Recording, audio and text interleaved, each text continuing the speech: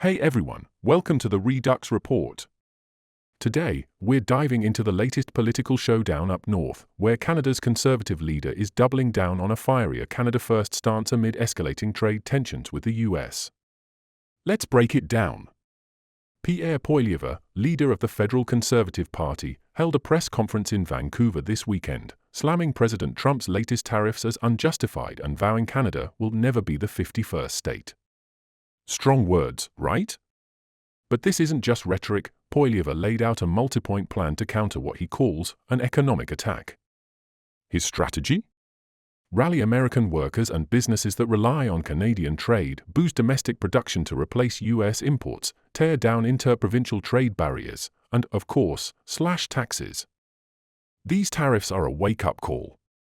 It's time for us to be a country that can trade for itself, that builds homes quickly for its youth, that allows entrepreneurs to succeed. He argued that Canada sells all its oil and gas to the U.S. at discounted prices and can't export elsewhere. When asked if U.S. Canada relations are broken beyond repair, Poilievre took a softer tone. Our friendship isn't based on one politician. It's built on centuries of trade, common defense, and shared values. Let's see what he further said in his speech. And don't forget to like and subscribe to the channel. Thank you, everyone, for coming. We must put Canada first. And that is why common sense conservatives condemn President Trump's massive, unjust, and unjustified tariffs, which will damage both American and Canadian economies. Canada is the United States' closest friend, greatest ally, and, most important, neighbor. We share the longest undefended border. We fought alongside the Americans in 2 world wars, Korea, and Afghanistan, where we lost 158 of our brilliant young men and women to avenge the attacks of 9/11 on New York and Washington. There is no justification whatsoever for these tariffs or this treatment. Canada will never be the 51st state. We are an independent, proud, and strong nation. I'd like to speak first to our American friends. You are our friends. You are our neighbors. We share the longest undefended border in the history of the world. You buy our products, and we buy yours. You have a trade surplus with us when energy is excluded. And when it is included, the deal is even better for you because you buy our oil and our gas at massive price discounts. Not because we're nice Canadians, but because here at home we've made really dumb decisions to prevent us from exporting our energy to any other countries. But either way, Americans are better off with this friendship. We share a continent, we share the same risks and the same potential enemies from around the world. Those kinds of enemies can metastasize into real dangers and actual attacks, as you saw suddenly and unexpectedly on 9/11. It's good to have friends when those sorts of things happen. And let me ask my American friends this question. Even if you believe in tariffs, how is it possible to put a 25% tariff on Canada and only a 10% tariff on China? In what strategic mindset does that make sense? If it's to do with fentanyl, the fentanyl is coming from China. It's killing our people, too. We both have to do more to stop it, but we can do more when we do it together. Now, here at home, my message to the Liberal government: put aside partisan interests and recall Parliament.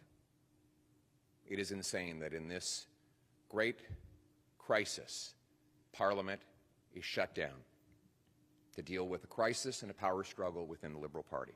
Let's put aside partisan, political interests and recall Parliament to pass into place a common-sense Canada First plan.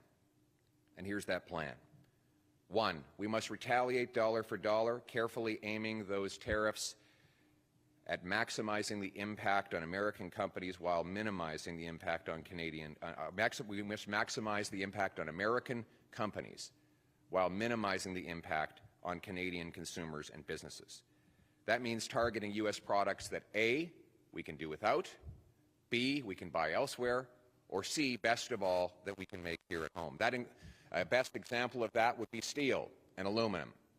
We make the best and cleanest steel and aluminum here, but we've lost a lot of jobs to China and the United States. We should put tariffs on American steel and aluminum so that we can bring home that production to this country. 2, the tariffs must not be a tax grab. None of the money from the tariffs should stay in government coffers or be spent on unrelated government priorities. All of it should go back to the workers and businesses that are affected, and most of it should go back in the form of a massive tax cut. And that is why I'm calling for the passage of an immediate emergency bring-it-home tax cut. The tax cut would be designed to save jobs, create jobs, crush inflation, and boost our economy. We need to cut taxes on work, investment, energy, home building, and making stuff at home. Let's start by axing the Liberal carbon tax and the Liberal capital gains tax hike. They should be the first on the chopping block. 4, we must immediately scrap the Liberal anti-energy law C-69 and greenlight job-creating projects now. That includes LNG plants, pipelines, mines, factories, port expansions, so that we can get our products to overseas markets without going through and profiting the United States. It was insane for us to block our industries before this crisis. It is a fatal mistake now. No longer can we tolerate special interests, politicians, and worst of all, corporate lobbyists who profit by shutting down industries, blocking resources in Canada while profiting off them in Brazil, the Middle East, China, and elsewhere. We must bring home production and self-reliance to our country. Which brings me to 5. We need to knock down inter-provincial trade barriers to have truly free trade across our country.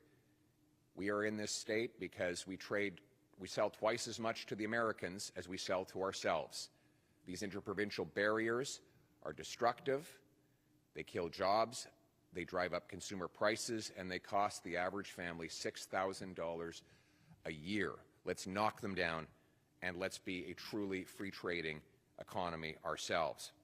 6, we must rebuild our military and take back control of our borders to regain the confidence of our partners, assert our sovereignty, protect our people, and put Canada first.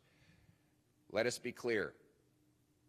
Our border needs to be taken back into our control, not to please the President, but to protect our own people. The fact that we have 20,000 to 500,000 people here illegally, according to the government, was a problem before these tariffs. The fact that we've lost 47,000 people to fentanyl overdoses should never have been allowed to happen. We must secure our border to stop the guns that are killing our people. 85% of gun crime is done with illegal guns smuggled over the border. We must secure our border, again, to protect our own people and save the lives of our own children. And we must rebuild our military to protect our sovereignty, assert our strength, and keep our nation strong and free. Finally, we must lock arms with American economic interests that favor Canada, the workers and businesses that depend on trade with Canada should be marshaled to pressure the administration to back down. We must go to key states that will be up for grabs in the congressional elections 2 years from now and let their congressmen and senators know that they will be running on a bad economic record if refinery workers have lost jobs because Canadian oil can no longer make it to them, or if young families can't buy homes because lumber is even more expensive for home builders, or families that are already suffering from inflation are paying more for gas because our energy has become more expensive due to American tariffs. We must lock arms with all of those economic interests in the States to build an American coalition against the tariffs and in favor of free trade between our two great countries. As always, we will stand strong with growing confidence. We are the second biggest landmass in the world, 41 million brilliant people, the third biggest supply of oil, fifth biggest supply of natural gas, biggest supply of uranium and potash. We have not one, two, or three coasts. We have, if you include the Great Lakes, we actually have 4 coasts that can take us to tidewater. We have the biggest supply of fresh water anywhere on Earth, the 5th biggest supply of farmland. We should be the richest nation on Earth. These tariffs are a wake-up call that it is time for us to meet our potential. It is time for us to be a country that can trade with itself, a country that builds homes quickly for its youth, a country that allows entrepreneurs to succeed quickly and profitably so that success is once again rewarded, a country that allows hard work to pay off, a country that harvests its own resources, that secures its borders to protect its people, that builds its military to protect its sovereignty, unites its people to protect our common history and common future. We will always put Canada first, today, tomorrow, and forever. Let's bring it home. Thank you. We'll now take questions from the floor. Hi, Jared Yeager here from the Western Standard. And if you could answer in French and English, please. So just hours ago, Trump said on Truth Social he believed Canada would, quote, cease to exist as a viable country, unquote, without the U.S., and hinted again that he won't end the tariffs until we become the 51st state. So I want to know, at what point is Canada's relationship with the U.S. beyond repair? And is there even a path forward for reasonable negotiation with someone like him at the other end of the table?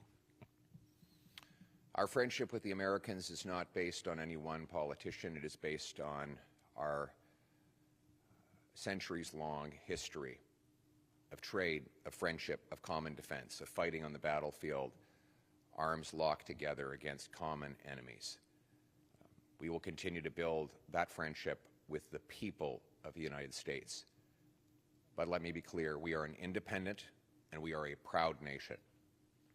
And we will come through this an independent and a proud sovereign nation. We will not back down. We will not cease. We will continue to march forward as proud Canadians. Thank you. En français. Notre amitié, l'amitié des Canadiens avec les Américains, c'est avec le peuple. Ce n'est pas avec un politicien ou l'autre. C'est avec les Américains, nos alliés. Nous avons travaillé avec eux pour protéger notre sécurité commune, pour combattre les ennemis dans plusieurs guerres.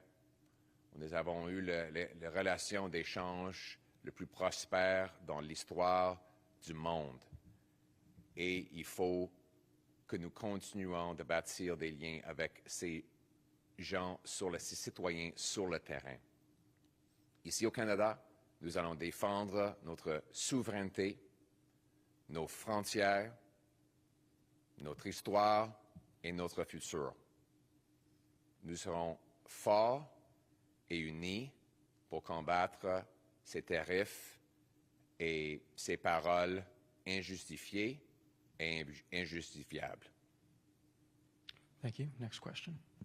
Jennifer Maher de Radio-Canada, vous demandez à Justin Trudeau de rappeler le gouvernement que les travaux reprennent d'urgence à la Chambre des communes pour adopter un plan d'urgence.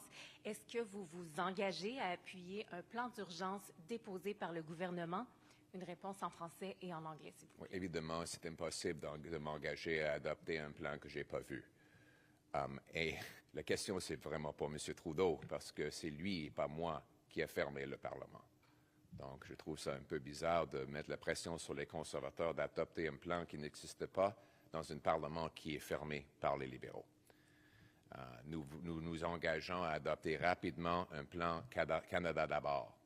Un tel plan serait de répliquer aux tarifs, dollar pour dollar, de massivement couper les taxes et les impôts pour stimuler l'économie, supprimer l'inflation et sauver et créer des emplois, annuler la loi C-69 pour rapidement approuver des projets comme GNL Québec et d'autres qui vont produire la richesse, enlever les barrières d'échange entre les provinces pour avoir un libre-échange ici au Canada, rebâtir notre militaire et notre frontière pour nous garder sécuritaires et rassurer nos alliés, et finalement bâtir des liens avec des entreprises et des travailleurs américains afin de mettre la pression sur leur gouvernement d'enlever les tarifs. C'est ça un plan pour mettre le Canada d'abord. Et oui, j'appuierai un tel plan déposé au Parlement. In English? Well, the question was whether I would support a Liberal plan in Parliament to respond to the tariffs. Well, we haven't seen any plan, so it's very hard for me to say whether I would support something I haven't seen in a Parliament that is shuttered. The question should be for the Liberals why they have shuttered Parliament in the middle of a crisis. They have their own power struggle going on right now, and the country is left largely leaderless and in chaos in the meantime. We need to recall Parliament to pass a Canada First plan, and that would include tariffs that match the American tariffs, target products we don't need, can get elsewhere, or make ourselves, use the money from those tariffs only to help the workers and businesses that have suffered and not to fill government coffers. We need a massive bring-it-home tax cut on work, investment, home building, energy, and making stuff in Canada. The purpose is to stimulate our economy, crush inflation, and protect and create jobs. We need to immediately repeal C-69, the anti-resource law the Liberals brought in, which is making us more reliant on the Americans and less capable of producing what we need here at home. We need to rebuild our military and secure our borders, to protect our sovereignty and our people, and we need a massive campaign among American businesses and workers in order to pressure the administration to reverse these unjustifiable tariffs. If that plan were put before Parliament, I would vote for it today.